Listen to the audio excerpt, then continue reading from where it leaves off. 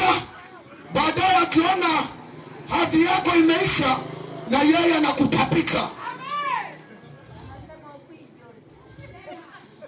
Tabia ya shetani ni msaliti.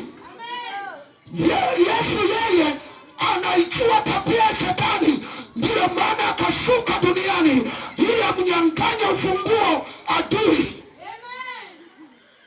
Shetani ana tabia ya kumwaibisha mwanadamu, halafu anamtapika. Wakati wa shetani anakupembeleza kwenye uzinzi, lakini kuna wakati atakwambia sikujui. Shetani anakudanganya kwenye uchawi, lakini wakati ukifika, aibu yako itakapofika, yeye atakukimbia. Lakini Yesu yeye ni jana na leo.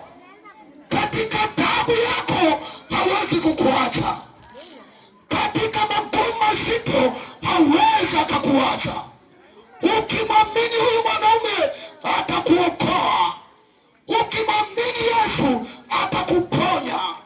Ukimwamini huyu Yesu atakuwa ngome katika ndoa yako. Msifadhaike mioyoni mwenu. Leo watu wameishi na imani za mashaka.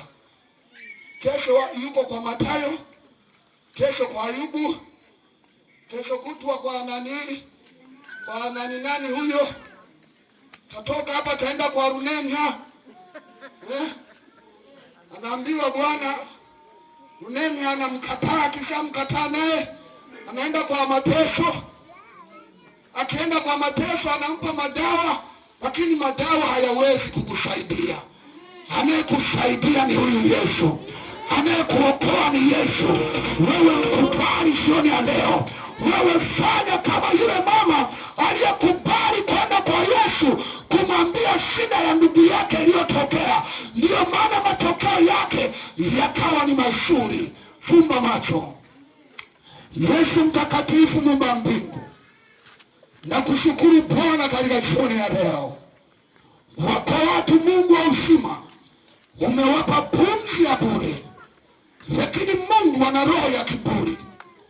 Umewapa pumzi ya uzima, lakini wanaona ndipo pamekucha. Mungu wa uzima, kwa neno lako ulisema linda sana moyo wako, kwa maana ndiko chemichemi ya uzima itokako. Nasi Mungu tunaomba katika ibada hii, aliye mahali hapa ambaye atakuamini achukue uamuzi. Asante Yesu.